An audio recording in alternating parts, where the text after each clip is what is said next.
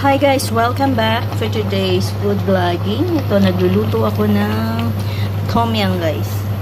Yes, tom yum soup. Ayan. Okay. Luto na siya. Pwede natin patayin. Ayan guys. Ilagay ako ng enoki mushroom. Ayan. Okay. Ayan. Tastes good. Lagyan ko lang ng gulay konti para naman masustansya. Yan. Okay. Yan guys.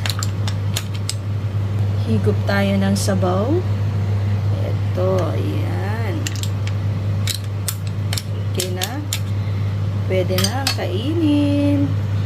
Mga tayon, mga ka-foodie.